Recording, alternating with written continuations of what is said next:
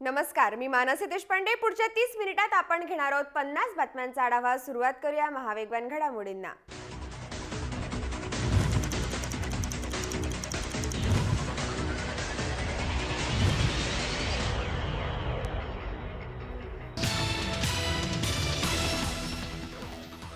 दिल्लीत राजकीय चर्चांना उधाण आलंय. पंतप्रधान जून महिन्यात 5 देशांच्या दौऱ्यावर जाणार आहेत. या दौऱ्यात मोदी स्वित्झर्लंडला देखील भेट देतील अशी चर्चा आहे. या भेटीत स्विस राष्ट्राध्यक्ष जॉन श्नायडर अम्मान यांच्याशी पंतप्रधान चर्चा करणार असल्याची चर्चा आहे. काळ्या पैशाबाबत मोदी विरोधकांच्या टार्गेटवर आहेत. त्यामुळे जर मोदी स्वित्झर्लंडला गेले तर हा दौरा महत्त्वाचा मानला जातोय.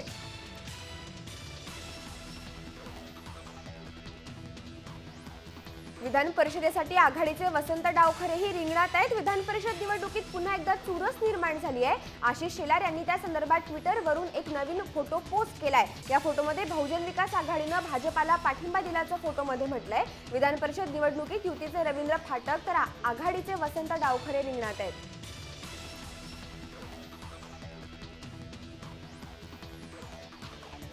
काँग्रेसचे ज्येष्ठ नेते आणि माजी मुख्यमंत्री नारायण राणेंना विधान परिषदेची उमेदवारी मिळाली. काँग्रेसकडून त्यांच्या नावाची अधिकृत घोषणा करण्यात आली आहे. विधान परिषद निवडणुकीत काँग्रेस एकतर राष्ट्रवादी 2 जागा लढवणार आहे. मतांचं गणित पाहता काँग्रेसची 1 जागा सहज निवडून येणार आहे. त्यामुळे नारायण राणेंचा विजय ही फक्त औपचारिकता शिल्लक राहिली आहे.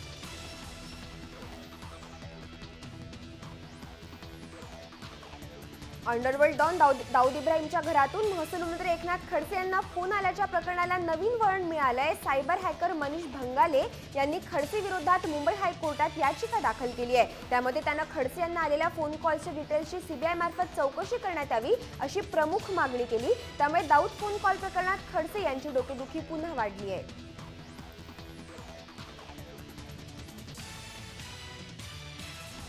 महाराष्ट्राचे महसूल मंत्री एकनाथ खडसे यांच्या विरुद्ध अंडरवर्ल्ड डॉन दाऊद इब्राहिम सोबत असलेल्या संबंधांबाबतच्या आरोपांवरून कारवाई होण्यापूर्वी हे आरोप सिद्ध होणं गरजेचं आहे, असं प्रतिपादन केंद्रीय गृहराज्यमंत्री किरण रिजिजू यांनी केलंय.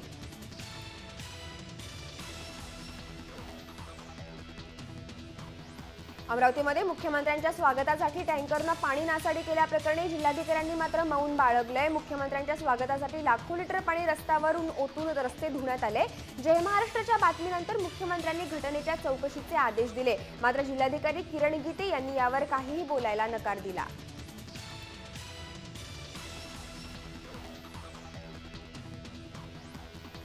अहमदनगरमधल्या नेवासा तालुक्यात औरंगाबाद श्रीरामपूर रस्त्यावर शेतकऱ्यांनी रास्ता रोको केला. यावेळी संतप्त शेतकऱ्यांनी रस्त्यावर कांदा ओतला. गेल्या अनेक दिवसांपासून कांद्याचे भाव कोसळल्यानं शेतकरी हवालदिल झालाय. त्यामुळे सरकारला जाग यावी आणि कांद्याला हमी भाव मिळावा यासाठी हे आंदोलन करण्यात आलंय.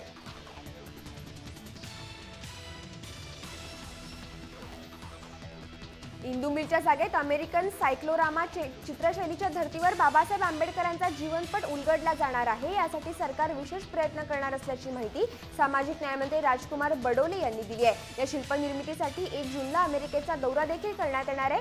सोलापुरात लोकमंगल बँकेच्या वतीनं 125 दलित उद्योजकांना कर्ज वाटप करण्यात आलं. त्यावेळी राजकुमार बडोले बोलत होते.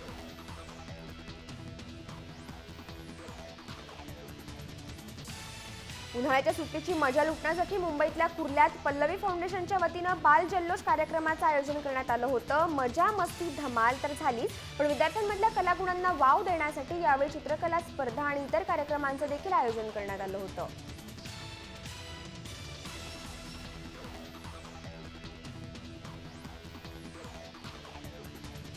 डोंबिवलीत भीषण स्फोटानंतर दुर्घटनाग्रस्त ठिकाणी ढिगारा उपसताना रसायनांची गळती होऊन त्रास होऊ नये यासाठी 500 मीटर परिसरातल्या लोकांना घरं सोडून तात्पुरतं स्थलांतरित होण्याचे आदेश देण्यात आले होते. घरातले लोक घर सोडून गेल्याचा डाव सतत चोरट्यांनी तिथले 20 घरांची तोडफोड करून आतला ऐवज लुटलाय. त्यामुळे आधी स्फोटामुळे हैराण असलेले नागरिक आता चोरांच्या घरफोड्यांमुळे हवालदिल झालेत.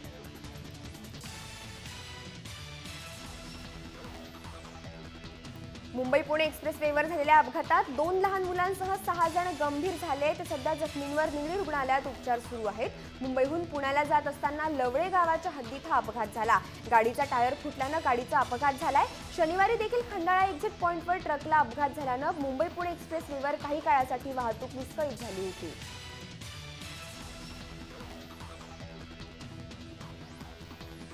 जळगावमधल्या चोपडा इथे मुलानंच आपल्या वडिलांची हत्या केल्याची घटना घडली आहे। या प्रकरणी पोलिसांनी आरोपी दीपक ढालवाले याला अटक केली। रामा ढालवाले यांचा त्यांचा मुलगा दीपक सोबत घरगुती कारणावरून वाद झाला। वडिलांनी सुनेला शिवीगाळ केल्यामुळे रागाच्या भरात दीपकनं त्यांच्या वडिलांच्या छातीवर लात मारली। यातच रामा याचा मृत्यू झाला। या प्रकरणी चोपडा पोलीस स्टेशनमध्ये गुन्हा दाखल करण्यात आला आहे।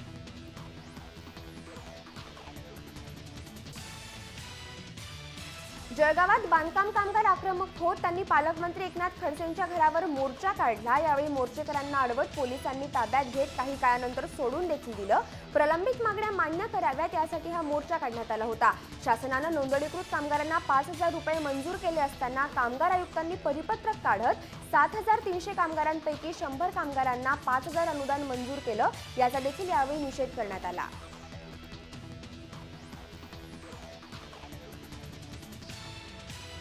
बायकोला शिव्या दिल्याच्या रागातून मित्रांनीच मित्राचा काटा काढल्याची घटना हिंगोलीत घडली आहे। दादाराव राऊत आणि याशीन पठाण अशी आरोपींची नावं असून त्यांनी शेख हजीज शेख एजाज याचा खून केलाय। शेख एजाज आपल्या बायकोला शिव्या देतो हा राग दोघांच्याही मनात होता आणि त्यातूनच त्यांनी हे टोकाचं पाऊल उचललं।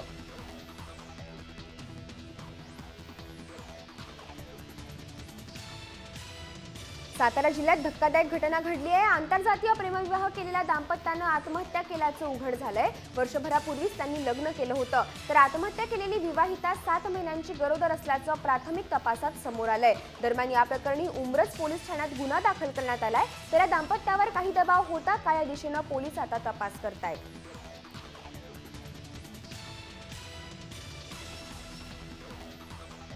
बुलढाण्यात टँकर आणि स्विफ्ट कारमध्ये टक्कर झाल्यानं भीषण अपघात झाला। या अपघातात कारमधल्या 5 जण जागीच ठार झाले, तर तरोडा फाट्याजवळ ही घटना घडली आहे।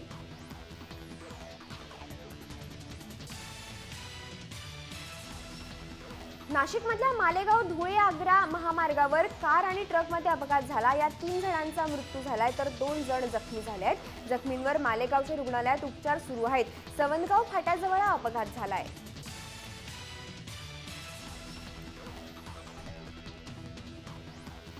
राज्य माध्यमिक आणि उच्च माध्यमिक शिक्षण मंडळाचा 12वी अभ्यासक्रमाचा दर्जा सीबीएसईच्या अभ्यासक्रमासारखाच आहे, त्यामुळे आपला अभ्यासक्रम बदलण्याची गरज नाही। मात्र शिक्षण तज्ज्ञांचा सल्ला घेऊन सध्याची परीक्षा पद्धत बदलू आणि ती सीबीएसई सारखी करू, अशी घोषणा शालेय शिक्षण मंत्री विनोद तावडे यांनी शनिवारी केली आहे।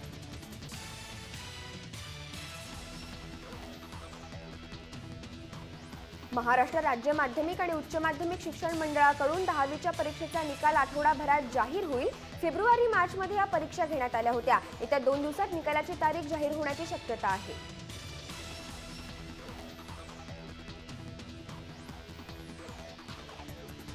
शनिवार आणि रविवारच्या सलग सुट्ट्यांमुळे मुंबईकर पर्यटकांची गर्दी वाढल्यानं मुंबई-पुणे एक्सप्रेस वेवर वाहनांच्या लांबच लांब रांगा लागून वाहतूक मंदावली आहे।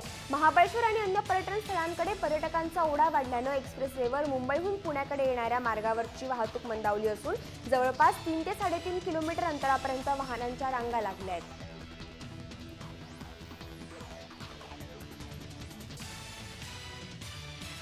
राज्य सरकारचा औद्योगिक विभाग आणि एमएमआरडीएनं नवं औद्योगिक धोरण बनवलंय। याद्वारे मुंबईत औद्योगिक विकासाला गती दिली जाणार आहे। त्यानुसार 3 नवे औद्योगिक विभाग तयार करण्यात आलेत। त्यानुसार मुंबईचा औद्योगिक विस्तार मीरा भाईंदर वसई विरारपर्यंत करण्यात येणार आहे।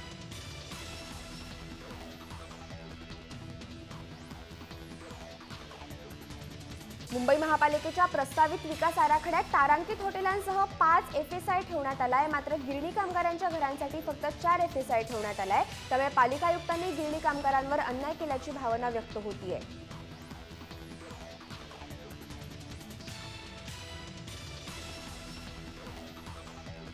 आगामी निवडणुकीत एखाद्यानं गद्दारी करण्याचा प्रयत्न केला तर निवडणुकीनंतर त्याची राजकीय कारकीर्द संपेल, असा इशारा मुख्यमंत्र्यांनी ठाण्यातल्या नगरसेवकांना दिलाय। विधान परिषदेसाठी स्थानिक स्वराज्य संस्थेच्या ठाण्याच्या एका जागेसाठी निवडणूक होणार आहे। या निवडणुकीच्या निमित्तानं मुंबईत झालेल्या मेळाव्यात मुख्यमंत्र्यांनी हा इशारा दिला।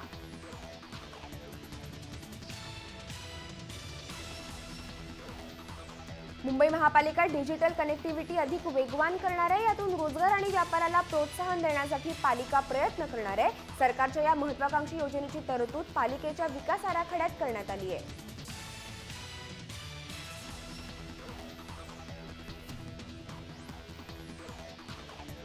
महाराष्ट्राच्या सागरी किनाऱ्यांच्या जोरावर येत्या काळात अर्थकारणाला गती मिळण्याची शक्यता आहे. उद्योग आणि व्यवसाय आदींसाठी सागरी किनाऱ्यांची दारं खुली करण्याचा निर्णय महाराष्ट्र सागरी मंडळानं नुकताच घेतला. या निर्णयामुळे राज्यातल्या किनाऱ्यांवर विशेष आर्थिक प्रकल्प क्षेत्र उभारणं शक्य होणार आहे. तसंच पर्यटनालाही चालना मिळणार आहे.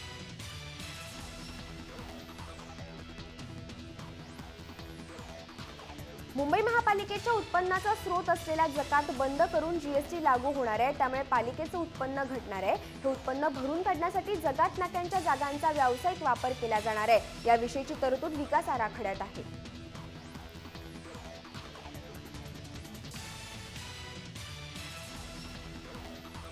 मुंबईतले प्रख्यात डायग्नोस्टिक सेंटर्सने डॉक्टरांना थेट कमिशन देण्याचा खुलेआम धंदा सुरू केला आहे. त्यासाठी कंपनीनं डॉक्टरांच्या दवाखान्यातच पत्रक पाठवलं. त्यामध्ये डॉक्टरांना प्रत्येक रुग्णामागे 150 ते 300 रुपये कमिशन दिलं जाईल असा स्पष्ट उल्लेख आहे.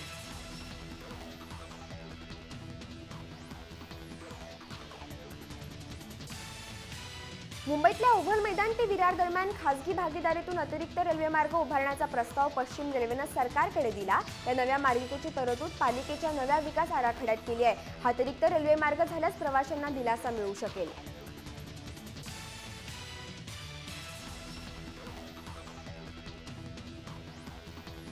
हायस्पीड ट्रेनच्या स्वप्नपूर्तीला वेग मिळालाय. या ट्रेनसाठी वापरण्यात येणाऱ्या स्पेनच्या टॅल्गो कंपनीच्या अत्याधुनिक डब्यांची उत्तर प्रदेशात चाचणी झाली. आजपासून 12 जूनपर्यंत या टप्प्यातल्या महत्त्वाची वेग चाचणी घेण्यात येणार आहे. या ट्रेनचा स्पीड तासाला 200 किलोमीटर असणार आहे. मुंबई ते दिल्ली हे अंतर अवघ्या 7 ते 8 तासांवर कापता येऊ शकतं.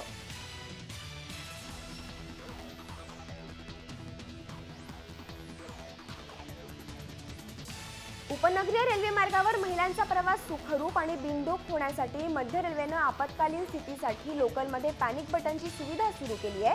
मध्य रेल्वेनं शनिवारी या प्रकाराची पहिली सेवा प्रायोगिक तत्वावर सुरू केली. मरेवर ही सेवा प्रायोगिक तत्वावर एकाच लोकलमधल्या 5 महिलांच्या डब्यात कार्यान्वित केली गेली आहे. त्यानंतर पुढच्या टप्प्यात त्यांची संख्या वाढवली जाईल.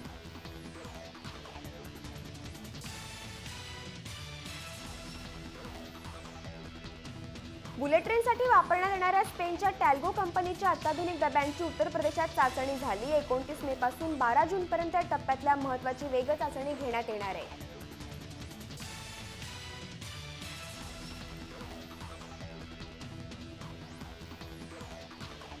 नगर ते पुणे रेल्वे अंतर कमी करण्यासाठी कॉर्डलाईन टाकण्यासाठी 19 कोटी 94 लाख रुपयांचा निधी उपलब्ध करण्यात आलाय. या कामाची लवकरच निविदा प्रसिद्ध केली जाईल. त्याचबरोबर कोपरगाव ते दौंड रेल्वे मार्गावर नगर जिल्ह्यात 60 ठिकाणी रेल्वे उड्डाणपूल उभारण्याची परवानगी मिळाली आहे. नगरच्या रेल्वे स्थानकाच्या सुशोभीकरणाचं काम दिवाळीपर्यंत पूर्ण करण्यासाठी प्रयत्न सुरू आहेत.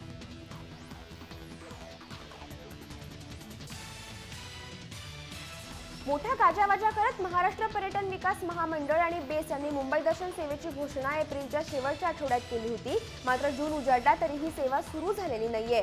बेस्ट आणि एमटीडीसी यांच्यात सामंजस्य करार होण्यासाठी मे महिन्याचा 3रा आठवडा उजाडला. अजूनही ही सेवा अधांतरीच आहे. ही सेवा नेमकी केव्हा सुरू होईल हे सांगता येणार नाही, असं एमटीडीसीतल्या वरिष्ठ अधिकाऱ्यानं सांगितलंय.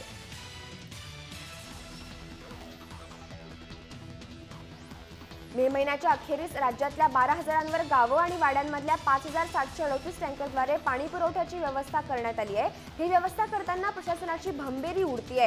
पिण्याचं पाणी पुरवणाऱ्या धरणातल्या पाणीसाठ्याचं प्रमाण झपाट्यानं घटल्यानं चिंतेचं वातावरण आहे.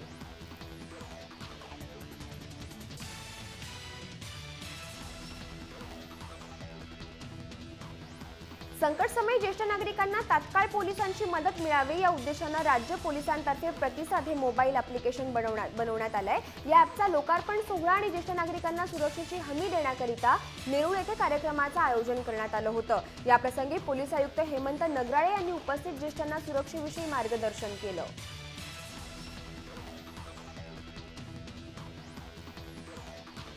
मुंबईतल्या पोलिसांची तंबाखू खाण्याची सवय कमी झाल्याचं एका पाहणीत समोर आलंय. 1500 पोलिसांची आरोग्य तपासणी करण्यात आली होती. या चाचणीत ही बाब समोर आली आहे.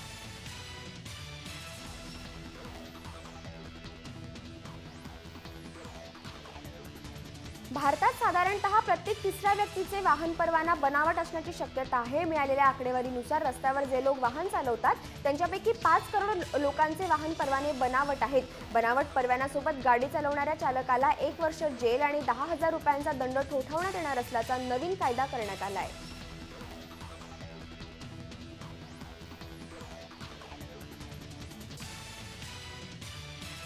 आगामी पावसाळा लक्षात घेता ताडोबा अंधारी व्याघ्र प्रकल्प 1 जुलैपासून अंशतः खुला ठेवण्यात येणार आहे. 6 पैकी 4 प्रमुख प्रवेशद्वारातून 50% म्हणजे केवळ 56 गाड्यांना प्रवेश दिला जाणार आहे. ऑक्टोबरपर्यंत हा नियम लागू राहणार असल्याचे आदेश वन्यजीव विभागाकडून जारी करण्यात आले आहेत.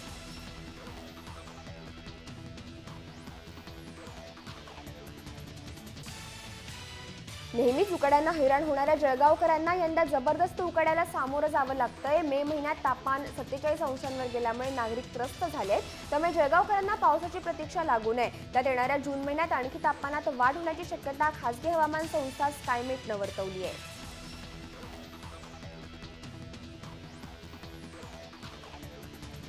राज्यात पूर्वमोसमी पावसाला अनुकूल वातावरण आहे. पुणे शहर आणि परिसरात येत्या बुधवारी ढगांच्या गडगडाटासह वळवाचा पाऊस होण्याची शक्यता हवामान खात्यानं वर्तवली आहे. दरम्यान अंदमान आणि निकोबार बेटांवर नैऋत्य मोसमी पाऊस स्थिरावलाय. त्याच्या पुढच्या वाटचालीसाठी अद्याप अनुकूल वातावरण निर्माण झालं नसल्याचंही हवामान खात्यातल्या अधिकाऱ्यांनी सांगितलंय.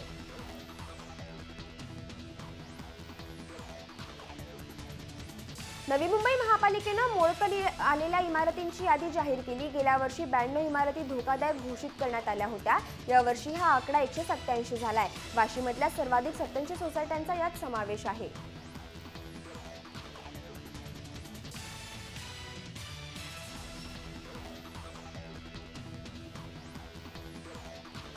नवी मुंबई महापालिकेच्या जागेचा वापर करणाऱ्या 134 व्यक्ती आणि संस्थांनी पालिकेचं भाडं थकवलंय. येत्या 15 दिवसात भाडे न भरणाऱ्यांकडून पालिकेच्या जागा काढून घेण्याचा इशारा पालिकेच्या मालमत्ता विभागानं दिलाय.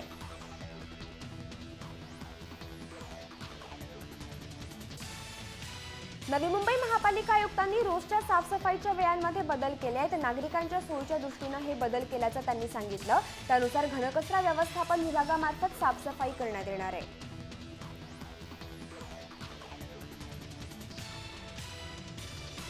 ठाणे महापालिका 31 मेपर्यंत मालमत्ता कर भरणाऱ्यांना पुढच्या बिलात 5% सूट देणार आहे. कर भरणं सुलभ व्हावं यासाठी करवसुली कार्यालयं सायंकाळी 7 वाजेपर्यंत खुली ठेवण्यात येणार आहेत.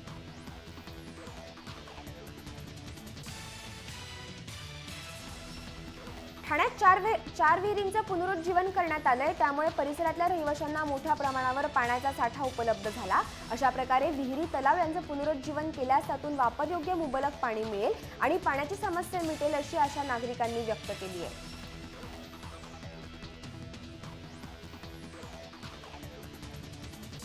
कल्याण डोंबिवली महापालिका प्रशासनानं 297 इमारती अतिधोकादायक आणि 338 इमारती धोकादायक घोषित केल्या आहेत. मात्र यावर भाजप प्रदेश सचिव आमदार नरेंद्र पवार यांनी आक्षेप घेतला. अतिधोकादायक आणि धोकादायक इमारती ठरवताना महापालिकेच्या प्रभाग अधिकाऱ्यांनी बिल्डरांशी संगनमत केल्याचा गंभीर आरोप त्यांनी केलाय.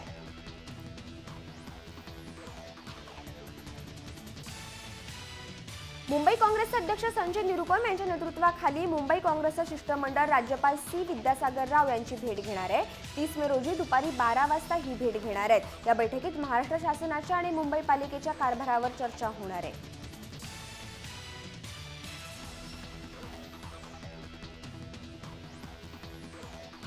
मोदी सरकारचा महत्त्वाकांक्षी उपक्रम मेक इन इंडियाचा यांत्रिक वाघ 2 वर्षांनंतरही कागदावरच आहे. मेक इन इंडियात सहभागी होण्यासाठी भारतात येऊ घातलेल्या परदेशी गुंतवणुकीच्या आश्वासनानं सुरुवातीला मोदी सरकारमध्ये उत्साहाचं वातावरण होतं. मात्र आयात निर्यातीत 18 महिन्यांपासून मोठी घसरण झाल्यानं या योजनेचं भवितव्य अंधारात चाच पडतंय.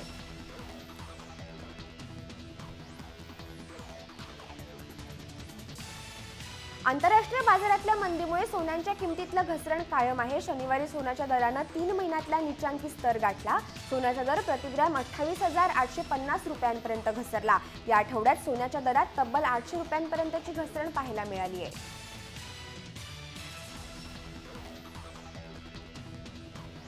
एकाच वेळी 1-2 नव्हे तर तब्बल 22 उपग्रहांचं प्रक्षेपण इस्रो जून महिन्यात करणार आहे. नुकत्याच झालेल्या रियुजेबल लॉन्च व्हेकलच्या यशस्वी उड्डाण चाचणीनंतर पुढच्या कामगिरीवर आमचं लक्ष केंद्रित आहे. या व्यतिरिक्त पुढच्या महिन्यात 22 उपग्रहांचं प्रक्षेपणही आम्ही करणार आहोत. यामध्ये नकाशाशास्त्रीय उपग्रहांच्या मालिकेतला 1 उपग्रहाचा समावेश आहे, असं इस्रोचे अध्यक्ष किरण कुमार यांनी सांगितलंय.